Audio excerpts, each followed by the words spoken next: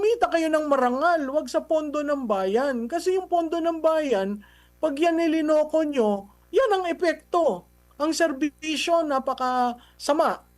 At tuwing may kalamidad, ang taong bayan, ang constituents ninyo, ang nahihirapan. Saan ka nakakita, no? Ang nanay, karga-karga ang bata, nasa bubong. Diyan sa Cebu, may isang picture na talagang sabi ko, magagalit ka eh. Kasi hindi dapat ganon. And yet, nung nagkakaganyan, hindi mo nararamdaman ang gobyerno. Hindi mo sila nakikita. Ha? Hindi mo sila matakbuhan. You're on your own. Si Juan de la Cruz ay nag-iisa. Ikaw ang mapipilitang lumaban, tumayo, maghanap uli ng trabaho, magsubi ng kita para maibangon ang pamilya. Ano nangyari sa mandatong binigay mo sa gobyerno? Di ba may social contract tayo eh? Nag-agree tayo na, sige, hindi namin gagamitin itong aming karapatan, ibibigay namin sa gobyerno para kayo ang magbigay sa amin ng serbisyong dapat. Yaan ba sa mga larawan na yan, nakita mo ang gobyerno? May serbisyo ba? Paano ako mamumuno na pinagdududahan ako? So, siguro a lot of introspection. Papasok ang Pasko. Sa tingin ko, hindi magandang Pasko ito sa Pilipinas. Pero, kailangan siyang mag-isip kasi ang solusyon nasa kanya eh. Ay, wag mong hintayin ang solusyon manggaling sa taong bayan.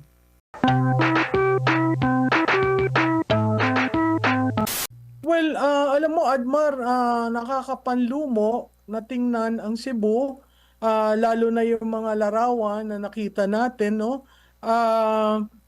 Usually, pag sinabi nating Cebu, talagang magandang lugar yan, primera klase, ang mga bahay. Nagulat na lamang tayo na grabe ang tindi ng baha, halos hanggang sa kisame ng bahay, yun na lang nakikita. Nakita rin natin yung mga sasakyan na halos nagka-rumble-rumble at nakapatong sa isa't isa.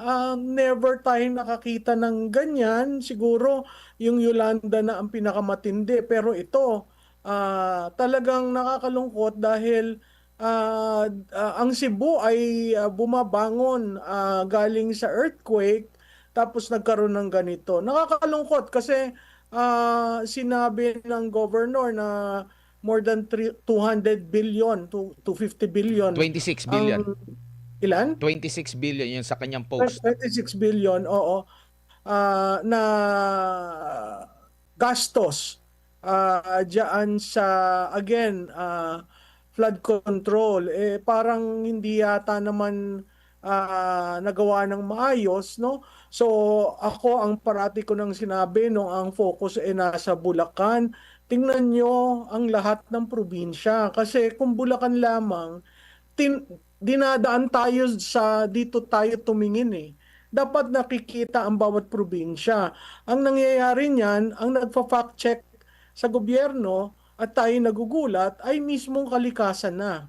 So, imagine mo ito nangyari sa Cebu. Nakakapanlumo, lalo na yung iba na kayang bumangon muli, okay? Pero yung ordinaryong tao na unang-unang reklamo kalam sa sikmura, gutom, at ang pagkawala ng kanilang mga mahal sa buhay, lalo na yung mga bata, no? Nakakalungkot. Talagang nakamamatay ang korupsyon, Prof. Isa ito sa mga ebidensya. May tuturing na ba ito na crime against humanity rin?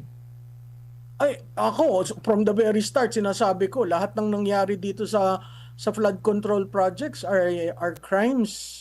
It would be considered as crime against humanity for the simple reason na ang gobyerno na andyan nagbibigay ng serbisyo para maayos ang pamumuhay ng mga Pilipino. Alam mo, tayong mga Pilipino, yung citizens, nagbigay tayo nung hinalal natin sila, may mandato tayong binigay sa kanila, nagbigay tayo ng karanyaan ng ating kapangyarihan at karapatan para ang pamahalaan ang maging mag-govern sa atin, no?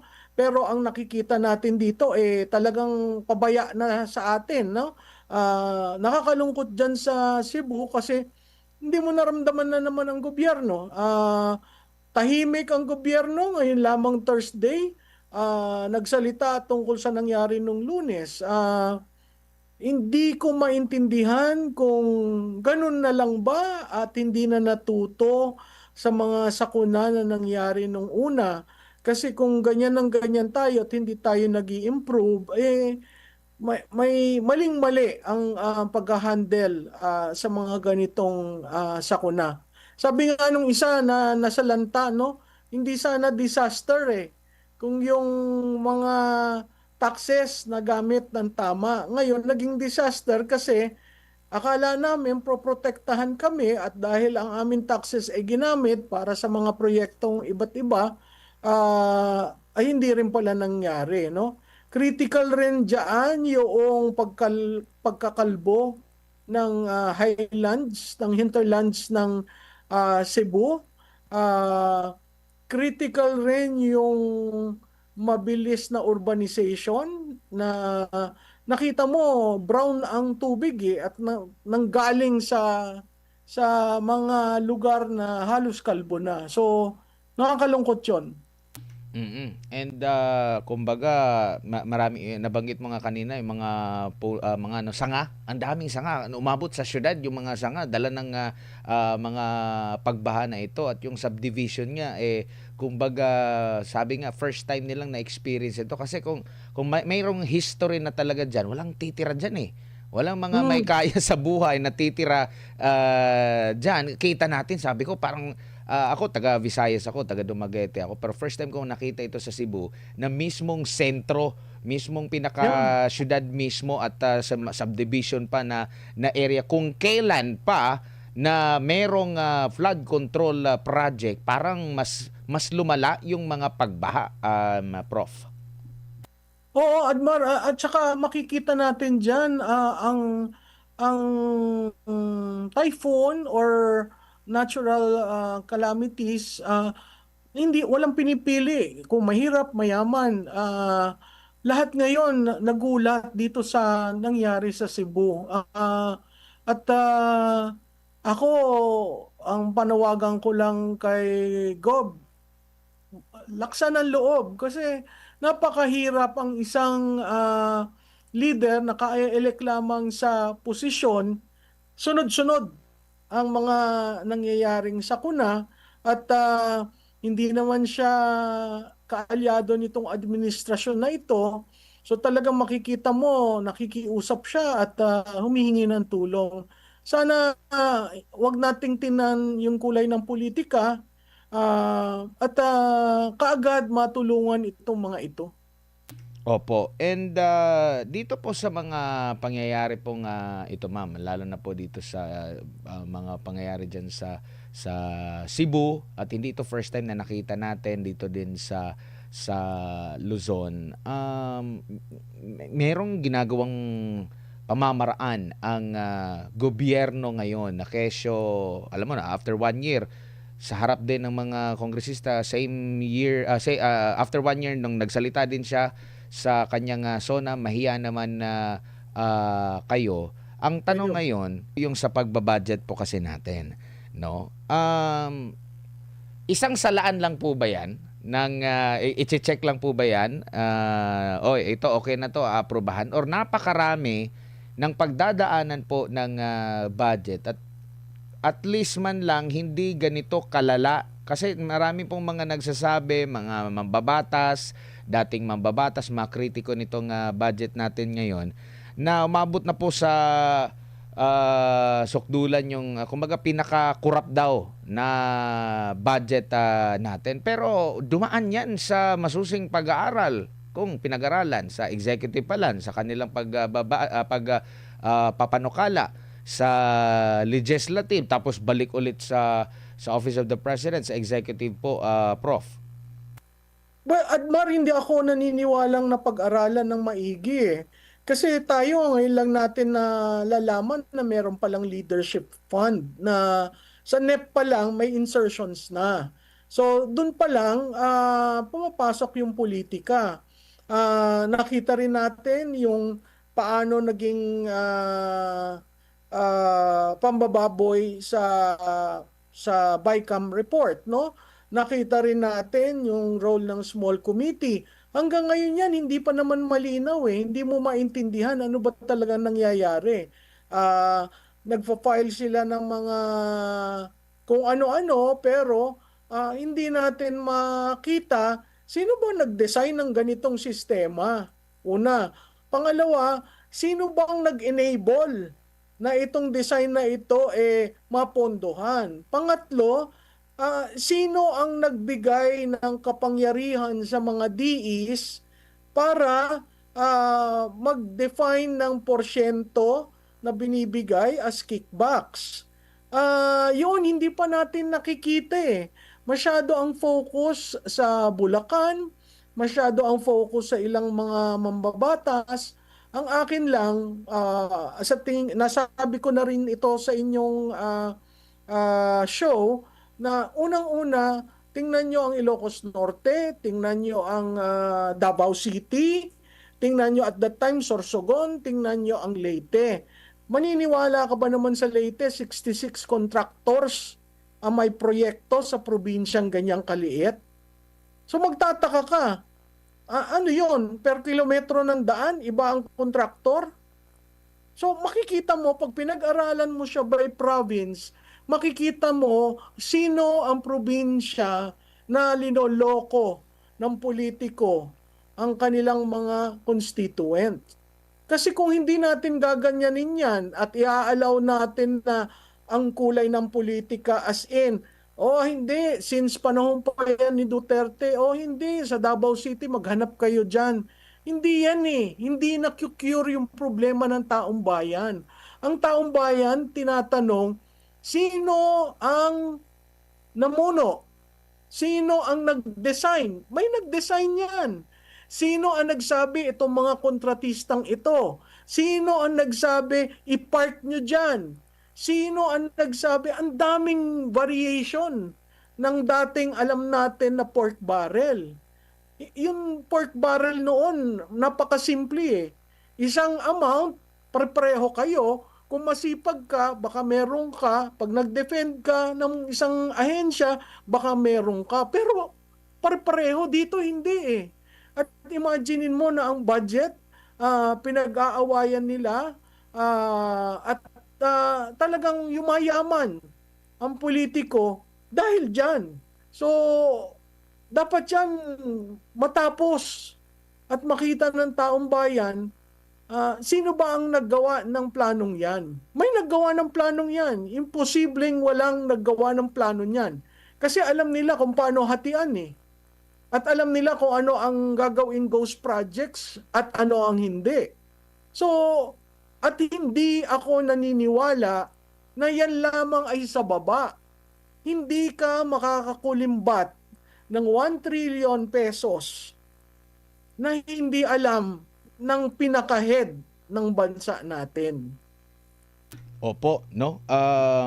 Nakakapadlubo dahil napakalaki po ng budget nito. Maririnig na natin, magbubukas na naman ng panibagong klase ng tax. Maririnig natin na istrikto sila sa pagkukuha ng tax. Pero yun nga, pagdating naman doon sa saan napupunta yung tax namin, maririnig pa natin na i-justify pa yung pagbendalo. So pwede rin ba nating ibendalo? Sasabihin ng mga taxpayer, pwede ba naming hindi na lang kami muna magbabayad ng mag-moratorium muna kami sa pagbabayad ng tax kasi parang hindi nyo pa nagastos ang tama yung una naming ibinayad na tax. Kung pwede lang, Prof. Oo, at saka marami nakakaasar dyan, no? Systemic at parang ninonormalize. Hindi pa pwede ang korupsyon ay normal sa isang bansa. Hindi pa pwedeng nakagawian na eh.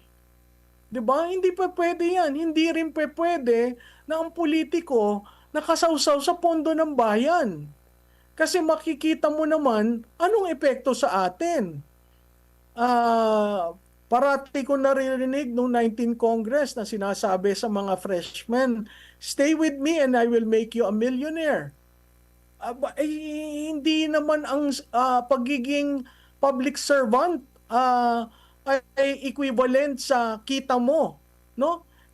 Kumita kayo ng marangal, wag sa pondo ng bayan. Kasi yung pondo ng bayan, pag yan nilinoko nyo, yan ang epekto. Ang serbisyo, napakasama. At tuwing may kalamidad, ang taong bayan, ang constituents ninyo, ang nahihirapan. Saan ka nakakita, no? Ang nanay, karga-karga ang bata, nasa bubong.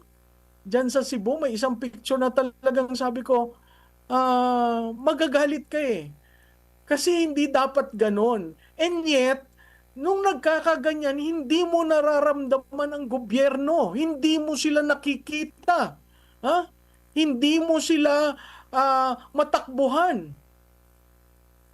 You're on your own. Si Juan de la Cruz ay nag-iisa. Ikaw ang mapipilitang lumaban, tumayo, maghanap uli ng trabaho, magsubi ng kita para maibangon ang pamilya. Ano nangyari sa mandatong binigay mo sa gobyerno? Di ba may social contract tayo eh? Nag-agree tayo na, sige, hindi namin gagamitin itong aming karapatan, ibibigay namin sa gobyerno para kayo ang magbigay sa amin ng serbisyong dapat. Yaan ba sa mga larawan na yan? Nakita mo ang gobyerno? May serbisyo ba? Yun ang nakakalungkot. Opo, no? At isa rin sa mga napunahan ng ating mga kababayan, kung saan yung mga hindi binabaha, abay doon nagpusisipunta yung mga nag-iimbestiga. Kung saan ay, hindi naman sinasabing hindi binabaha ang Davao City. Binabaha siya. Pero hindi kagaya ng frustration ng iba sa ating mga kababayan sa iba't ibang bahagi ng bansa na once na bumaha talagang pangmatagalan. Kumbaga sila pa nga, kung makikita nyo po sa social media, yung mga taga Davao mismo ang nagdedepensa doon sa kanilang mga flood control project. Unlike sa ibang lugar na saglit lang, may flood control project pala dito sa aming lugar pero di namin naramdam.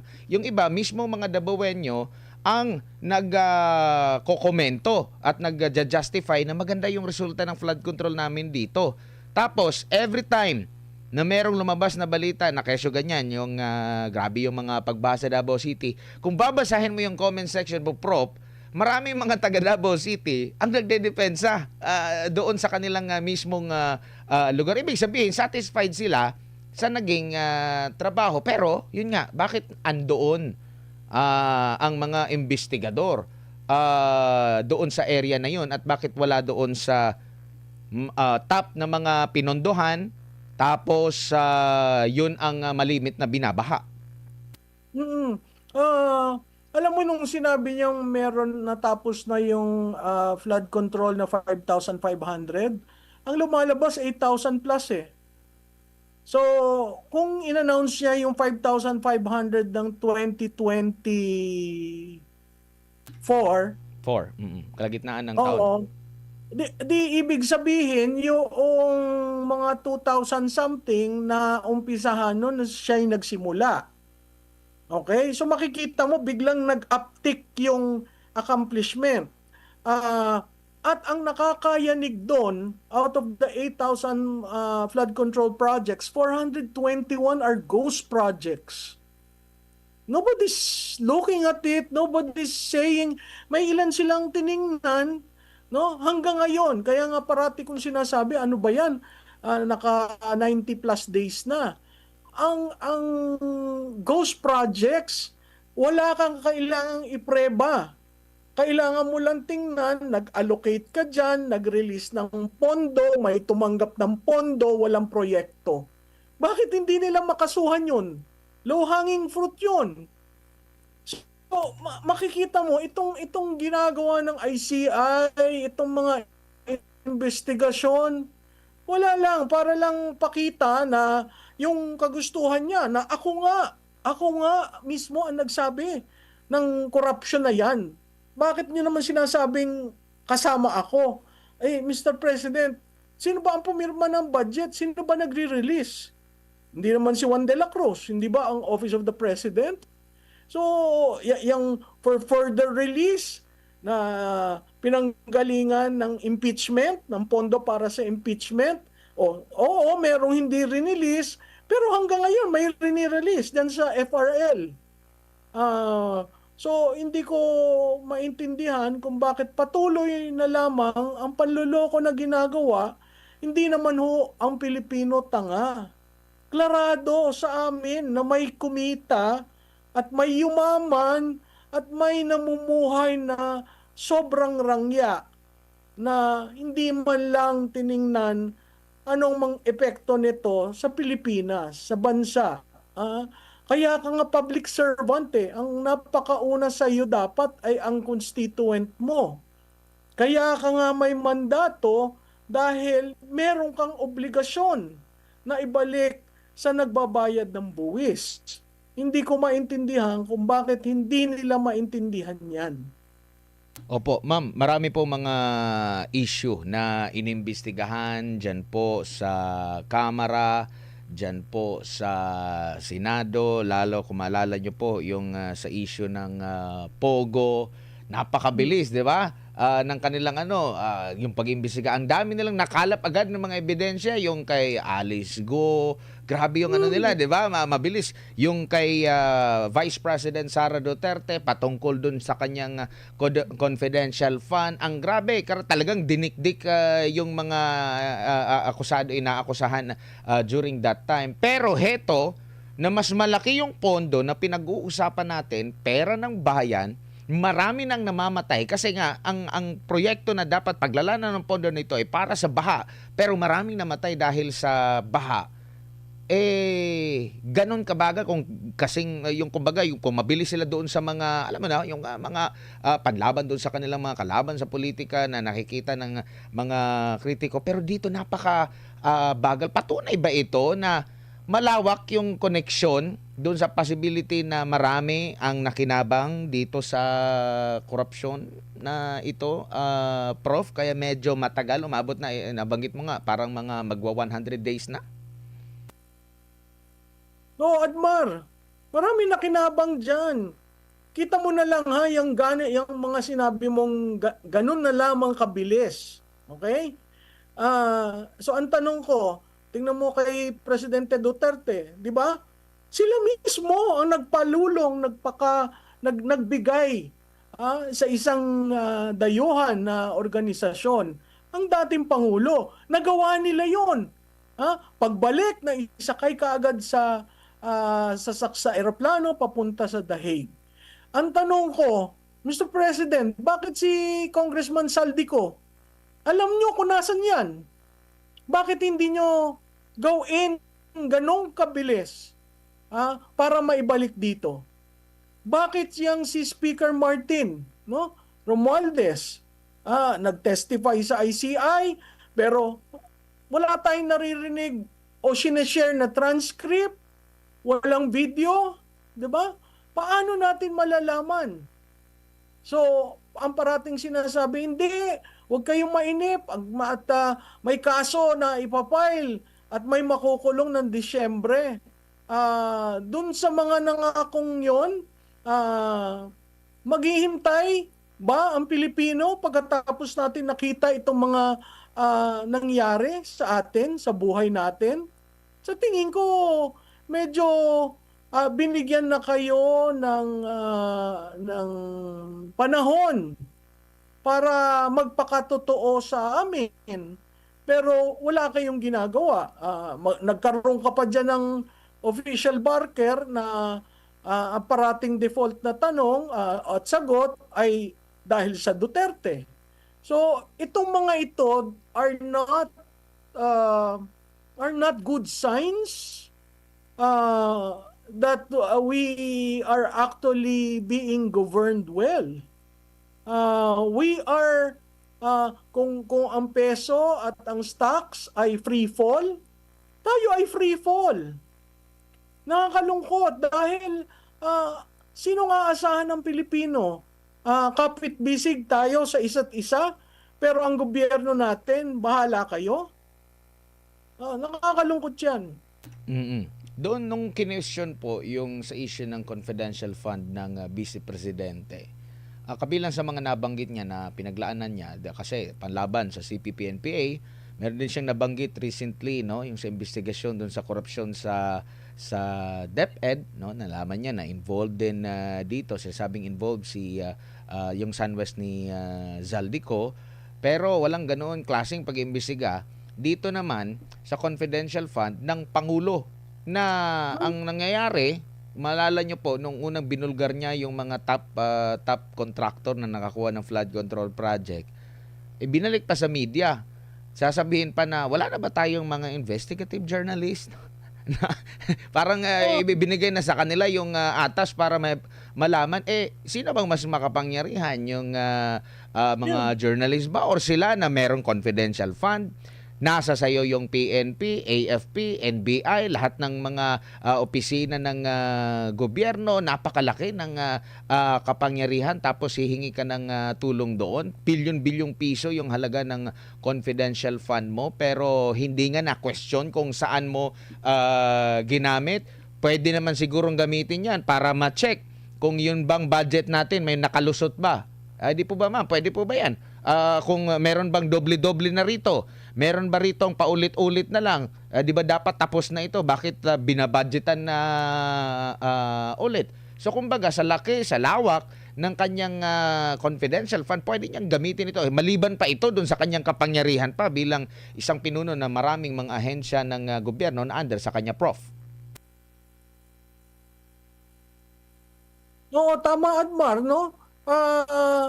Bilang presidente, nasa iyo ang kapangyarihan, ang poder, ang iba't ibang ahensya para gawin ang nararapat. Pero parang sa simula lamang, PR, optics, pero hindi mo nakikita na talaga nagseseryoso. Kasi kung nagseseryoso siya, dapat naibalik na, dapat napakita na ang mga dokumento na naandyan lamang at naghihintay na maribisa. So hindi ko alam parang kumbaga di yan, ginawa ko yan, hindi ako kasama diyan, basta ginawa ko. It's a leadership that lacks in so many things, from the conceptual to the implementation to the feedback, to ensuring that things are moving fast and things are being run efficiently. So yung 3 years natin sa kanya, parati ko nga sinasabi, baka naman magbabago. Pero para tayong palala ng palala at talagang ang pinapakita lamang ay yung pagiging bengatibo at linalabanan lamang yung mga kritiko. Pero hindi niya inaayos ang mga bagay-bagay. Nakakalungkot kasi napakalaki ng promiso nung nag-umpisa eh. Pero napasukan ka agad ng politika at ng pagiging gahaman, no?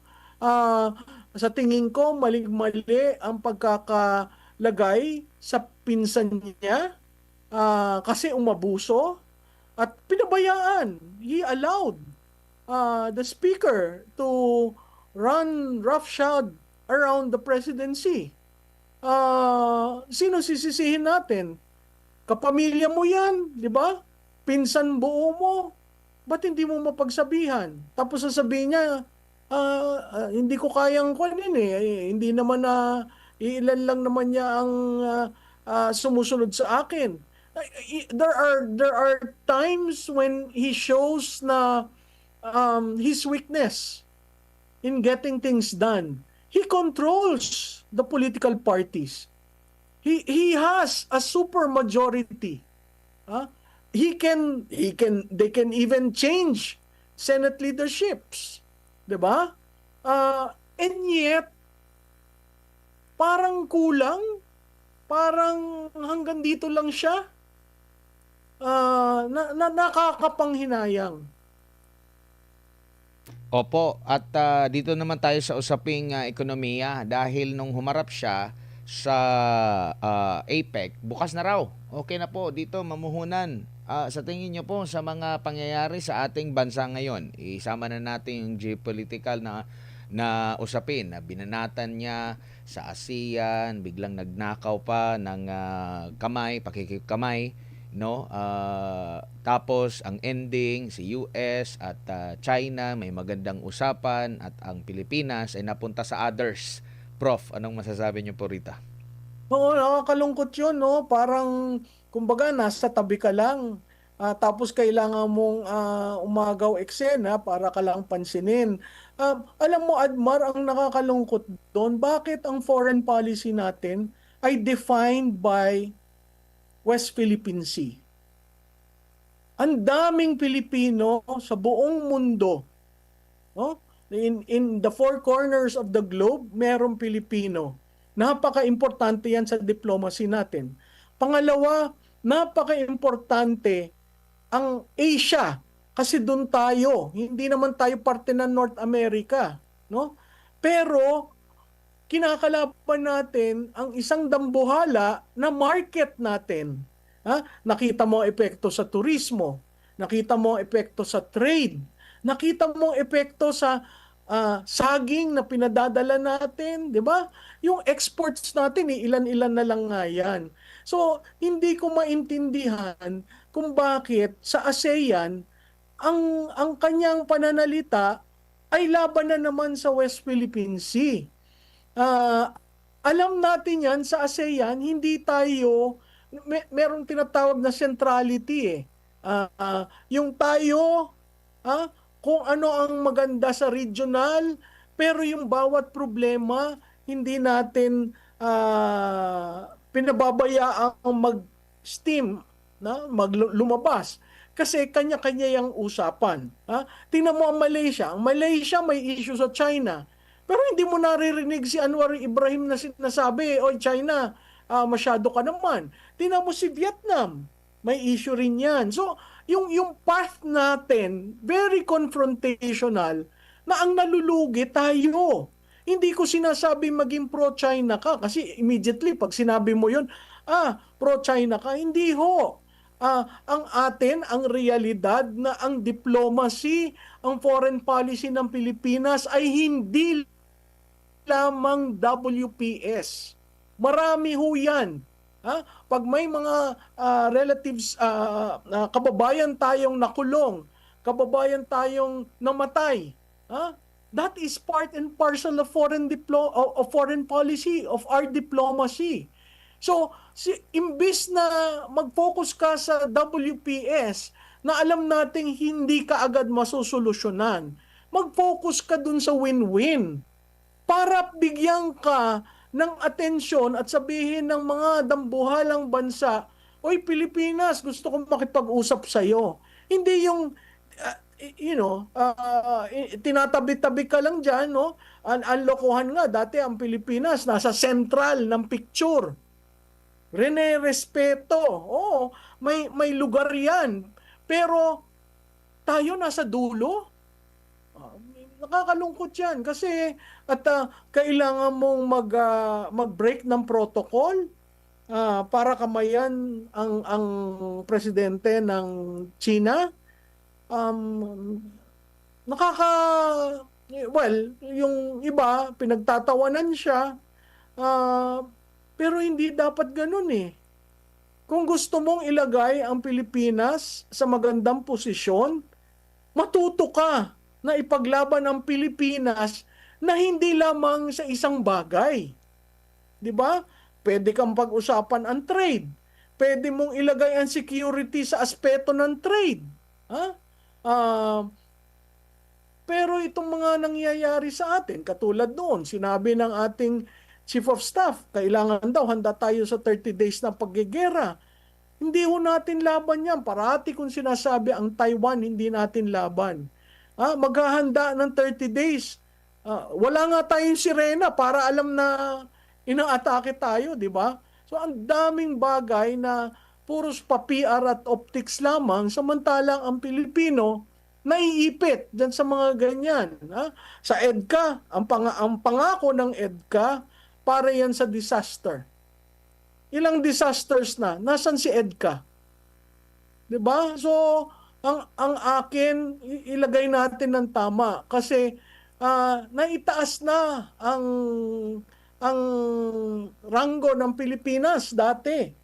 Bakit ngayon? Para na naman tayong sunod-sunuran na lamang kung kanino. Opo. Ma'am, imbis na sumandal tayo sa Estados Unidos, meron tayong mga kapitbahay dito na mga Asyano na iba-iba man yung ating mukha pero halos ganun din yung mga Asyano, magkakalapit yung ating mga kultura, malayo-malayo yung kultura natin doon sa Amerika na pwede nating mapag-usapan ito imbis na mag-rely tayo doon, dito tayo sa mga kapitbahay natin, considering yung mga kapitbahay din natin, meron ding mga claim diyan sa South China Sea, sa West Philippine Sea. At same din, meron din tayong mga kagaya nila, umaangkat din sila, meron din sila magandang trade partnership with China. So, kumbaga parang mas advantage ba sa nakikita ninyo kung dito tayo sa mga kapitbahay unang mag-uusap-usap? Kasi ang layo nun eh. Di ba, biruin mo, sasabihin pa na 30 days bago sila rumisponde. Baka wala na silang didepensahan pag nakaabot na sila ng 30 days. Sana yung mga Pilipino rito na napakalapit lang natin. Prof. Oo, at saka Admar, alam mo, ang Batanes ngayon, garrison na hitsura. Ang Palawan, kakaunti ang turismo dahil merong mga members na dun sa EDCA na naandyan. So, mahalagang tingnan natin ang Asia. Kasi yan ang yan ang susunod na century, no? At pangalawa, ang biggest market ngayon 11 na ang ASEAN. Imaginein mo kung na-establish mo diyan sa 11 na ASEAN kung ano yung pwede tayong mag-barter ng goods, no? And then of course ang China. China is the biggest. There is also India, which is part of Asia. So marami kang pwedeng gawin na foreign policy pronouncement mo at marami kang diplomatic advocacies na pwede mong gawin para talagang mabuo yung pagiging regional player ng Pilipinas. Hindi ho tayo pwedeng nasa North America. At hindi rin ho tayo pwede na ang laban ng Amerika ay laban ng Pilipinas. Hindi na ho yan sa ating national interest.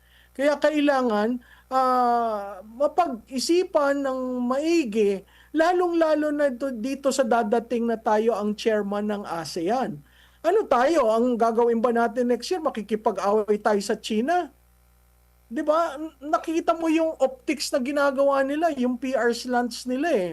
Uh, we should be friendly. Sabi nga niya, friendly to all, enemy to none. Anong nangyari? Tapos ito pa ma'am, yung best friend natin, BFF, Ironclad Commitment, kumbaga, meron na rin siyang, yung kumbaga, after nung ASEAN and APEC, yung mga kapitbahay natin yung nabibigyan ng kahalagahan. Yung China naman, may magandang usapan with the US, tsaka may magandang ano sila ngayon with the rest, no? Kasi nga, dahil sa conflict natin, China and Pilipinas, nagda-divert doon sa mga kapitbahay natin. So yung BFF natin, tsaka yung naging kalaban natin, ay nagkaroon na, wala na tayong naging friends. Napunta na tayo doon sa others. Nakita yan doon sa sideline movements sa APEC. Walang pumapansin sa Pilipinas. Biro mo sa sarili mong presidente, sinabi, no, wala akong schedule sa kanila. Ano bang pag-uusapan namin? My God, that is the first time I've heard of a president say that. Yung iba, nagpapakamatay na makilala mo man lang, makumbida mo sa bayan natin. I mean, you don't surrender the flag without fighting for it. Pero yun, nung sinabi niya na wala naman kaming pag-uusapan. Tapos nung ang Vietnam at Thailand nakakuha ng zero tariff, ang sabi, hindi, pinoprotektahan ko ang agriculture. Mukhang natulog ka sa pansitan. Na meron nga nagsabi sa akin na Hindi ma'am, kuwan yan, trabaho yan ng DFA. Alam mo, ang architect ng foreign policy, ang presidente. Kahit hindi siya sumunod sa DFA. Ang DFA susunod sa kanya. Ngayon, kung ang linya lamang anti-China at pro-US, at ang pagiging pro-US, wala naman tayong nahihita, ha? At ang pagiging anti-China, ayan, grabe ang impact. Ang ating turismo ay mababa, ang ating trade sa kanila ay napakapangit. Saan tayo pupulutin? Ha? These days, Mm. yung parati natin naririnig before, no man is an island. ASEAN proves to all. Ha? At ang masakit dyan, Admar, it took an Anwar Ibrahim to remind him of Jose Rizal and the role of finding your worth in building an edifice. Makita mo si Anwar para talagang tatay my good friend Bongbong. A lot of those leaders in ASEAN knew the father. Of course, there is some semblance of you take care, you come on. But we have a president who worries about his socks and doesn't care about the Philippines. Opo, magtataka ka nga dahil yung number one natin na mga turista na pinagkakamalan na mga espiya, tinanggal yung pamamaraan para mas mabilis yung kanilang pagpasok dito. Kalaunan, ibabalik na naman. Di ko alam kung nabalik na ba. Diba? November daw ngayong buwan na ito, ibabalik na naman. Kasi yung Department of Tourism, parang nakita rin nila talaga na yung number one natin dati, biglang bagsak. Kasi sino ba naman yung gugustuhin na pag pumasok ka dito, parang pag singkit ka, parang napagkakamali, espiya yan. O gano'n na agad. Well, wala namang problema kung meron silang kasalanan. Same sa kagaya sa mga Pilipino na kung nagkaroon ng kasalanan, disiplinahin. Magkaroon ng kasuhan or kung ano ba yung kanilang mga ginagawa. Pero ang problema, nilalahat na lahat ng mga parang lahat na lang ng mga lahi nila, gano'n. So, tapos ngayon, bumalik na naman tayo. Ano ito sa mata ng international community? Katawa-tawa yung ating... Oo, tayo pinagtatawa na, napaka-erratic. Kasi, biro mo, pagkatapos mo nakipag-away at lahat, at parati mong sinasabi na WPS, o binobomba, kinakawawa kami, etc., etc., biglang may e-visa na naman, no? Tapos ang tourism department parati niyang sinasabi ay hindi naman ganun kabagsak kasi ang ginagamit nila receipts. Ang international standard is number of visitors. Tingnan mo yung number of visitors natin. 'Di ba? Nasa 4 million lamang. So, ano 'yan? Drop in the buck. So, ramdam ng ating ekonomiya ang maling desisyon sa foreign policy, ramdam ng ating ekonomiya ang korupsyon, ramdam ng ating ekonomiya na walang paniniwala, walang integrity, walang trust, walang tiwala. Kaya ganyan barometro natin, ang stock exchange natin, biro mo, free fall na may isa akong kakilalang yan ang negosyo. Ang sabi niya, abay, nagbukas ng 9, gusto na naming sarhan by 11 a.m. Kasi talagang bumubulusok pa baba. So hanggang kailan natin hahabaan pa ang pasensya to get things done? Kasi meron pa siyang almost 2 years, 3 years, 2.5 years. People are expecting a lot. But we are not getting what we deserve to get from this administration. Parang you get the sense na, oh, pagod na ako, nagtrabaho na ako, pagod na ako, pahinga muna, happy-happy muna. Hindi yung ganun ang pagiging leader Unfortunately, you campaign for this position knowing that there are so many problems that we need attention and it needs to be solved. Pero kung ganito tayo ng ganito, hindi mo alam kung sino talaga ang nagpapatakbo, napakahirap tugunan ang mga problema kasi hindi magiging strategic ang approach to solve the problems. Opo, and kumbaga gaano po kadelikado na isang liderato po, ma'am? It's either hindi tumatanggap sa realidad or mabagal tumanggap sa realidad. Halimbawa, kagaya po dito sa ekonomiya natin. Minsan nang may taga-gobyerno nagsabi na nawalan na tayo, no, yung exchange natin dahil nga sa issue ng korupsyon, trilyong piso. Binawi ito, no? Fake news daw. Tapos may lumabas na naman itong dating BSP official, sinabi niya meron siyang mga sinasabi na 3 trillion pala na yung nawala sa atin. Tapos magdedepensa na naman itong taga palasyo na maganda. Tapos at the end, meron na naman tayong maririnig na tulungan natin si presidente na maiahon yung ating ekonomiya. So kumbaga parang either hindi tumatanggap sa realidad kung may mga puna or mabagal sila kagaya dito sa issue ng korupsyon. Matagal na nagbabanggit si former President Rodrigo Duterte, Vice President Sara Duterte, yung issue sa budget, yung issue doon sa sino yung nagkokontrol sa budget, after pa ng ilang taon or ilang buwan doon patatanggapin. Tapos yung ganun, ma'am, gaano kadelikado yung ganung klase ng liderato? Magtatagal ba tayo? Uunlad ba yung ating bansa sa isang parang, alam nyo yung parang ano, ma'am, parang hindi siya organic, yung parang tinatabunan, artificial na pagtabon. Halimbawa, kahapon, meron na naman inilabas na bumagal yung inflation, yung mga ganun.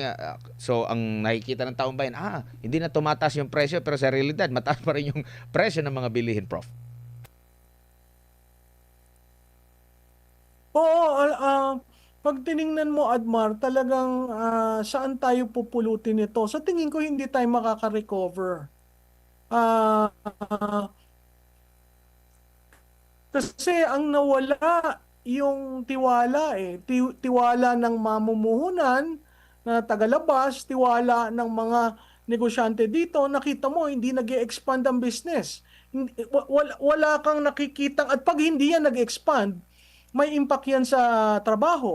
Pag nagkaroon ng problema sa trabaho, may impact yan sa sweldo. Chain reaction So, it has to be stopped, and it has to be solved. And the only way really say enough is it. Because the other option is really something that we do not want to happen. Kasi if that happens, at hindi maganda ang landing, kawawa ang bansa. Kawawa ang mga Pilipino. Babalik na naman tayo dun sa cycle ng boom and bust ng development sa ating bansa, na hindi na yan kakayanin ng Pilipinas kasi yung ibang bansa bumibilis. Nakita mo ang Cambodia, nakita mo ang Vietnam. Saan tayo pupulutin? Sri Lanka? Nako. Pero Diba mahirap? ang may kasalanan pa rin nito, ma'am, mga Duterte. Well, hindi na. Alam mo, yung parati nilang default answer na dahil sa Duterte, sus Ginoo, ay nakatatlong taon na ho ang Marcos. Bakit ba parati ang bine-blame Duterte? Wag ho tayong tumingin sa noon. Ang problema ho natin ngayon. No? Kasi yung noon, natapos ang Duterte with the highest historical approval and trust rating. Tapos na po yun. Bakit ba parating binabalkan yun? Tingnan natin ngayon. Kasi ang problema natin yung ngayon. Hindi yung noon. Opo, sa survey nyo po, bakit ma'am. mo ginaganon? Kasi politika. Sa survey nyo, SW's Pulse Asia, halos magkakapareho. Dismayado. Mas mataas pa rin si VP Sara Duterte. So, kumbaga, parang actually, last administration, lahat ng mga pumupuna, kumbaga, yung mga, alam niyo na, yung klase ng mga pagpuna, pagbanat sa kanya, tungkol dun sa EJK, parang na-immune na yung mga tao, hindi naniniwala kasi mas more sila dun sa serbisyo na nararamdaman nila, nakita nila mga proyekto na yung sinabi, tsaka yung sinabi ng Pangulo, gagawin ko ito, nagawa niya, mataas yung grado. Ngayon, kabaliktaran na sa gitna ito ng mga pagbanat pa, kung anong klaseng paglilihis, pero parang hindi sila nagpapalit ng kanila pong strategiya o propaganda, ma'am, para mapabango yung kanilang pangalan.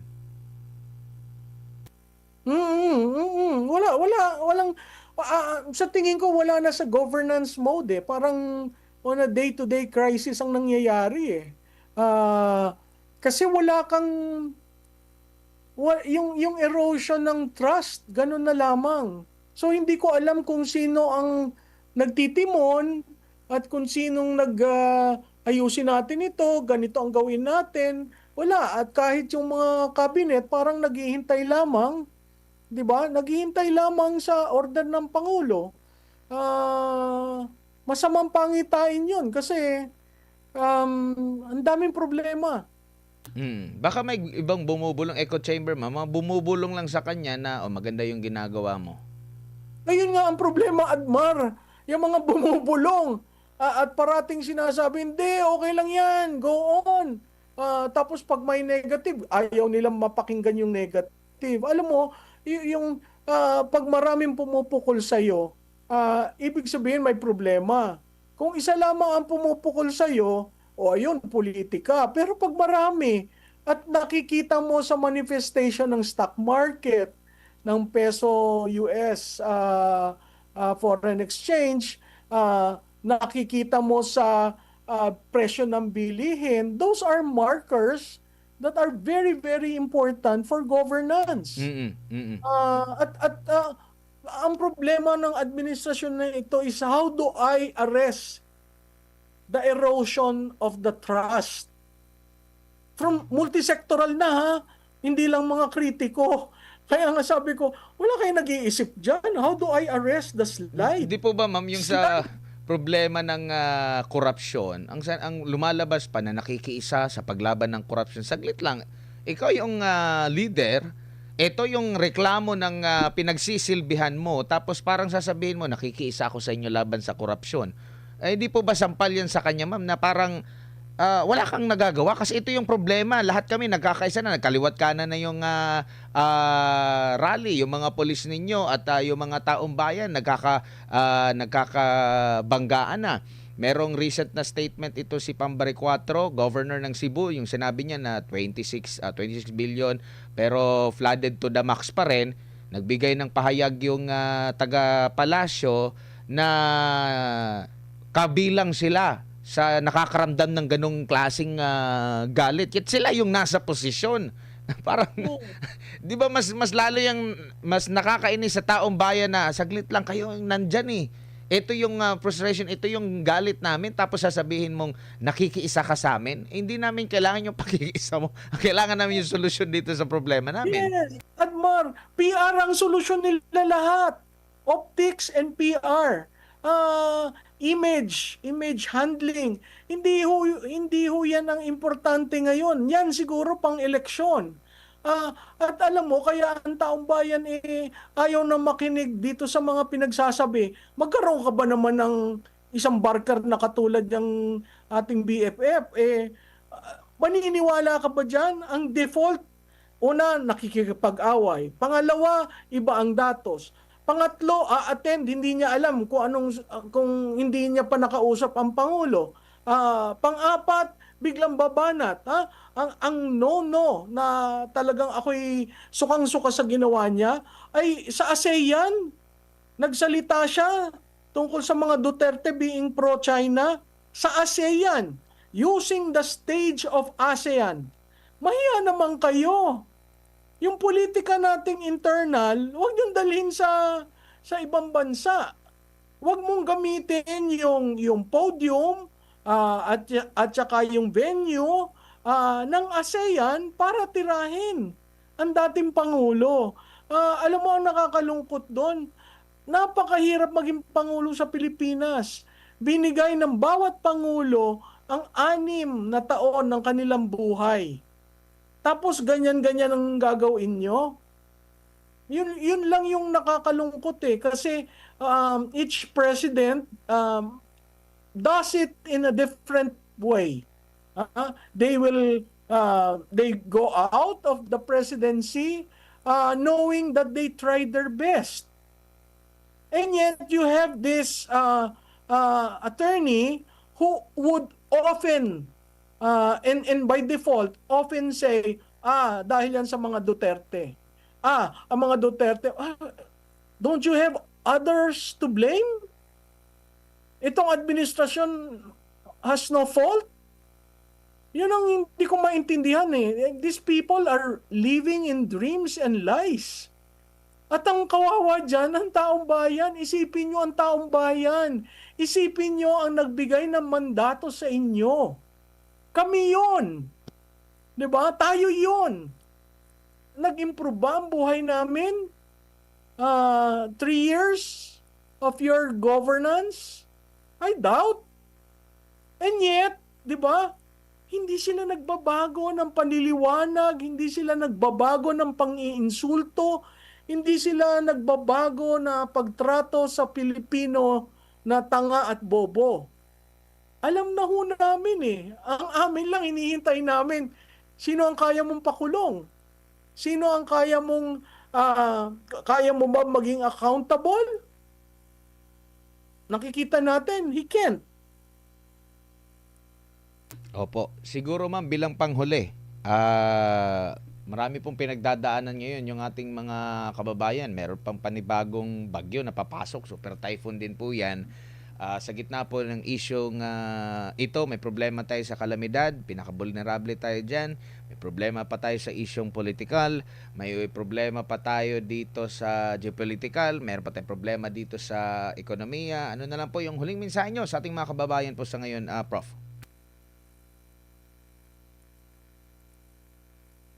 Well, siguro, Admar, hindi nahabaan ng pasensya eh. Umabot na sa kasukdulan. Ako nananawagan na lamang sa liderato. Kung mahal mo ang Pilipinas, gawin mo ang tama. Silbihan mo ng tama ang bawat Pilipino.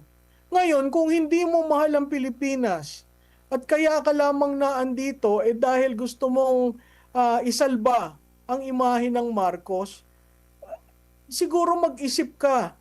Katulad ng tatay mo, nag-isip. Hindi natin kailangan ulitin ang kasaysayan. Kailangan mo lang isa-isip. Ano ang mabuti sa bayan ko? Ano ang maganda sa bansa ko?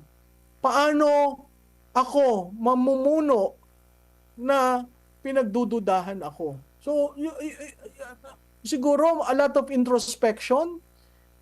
Papasok ang Pasko. Sa tingin ko, hindi magandang Pasko ito sa Pilipinas.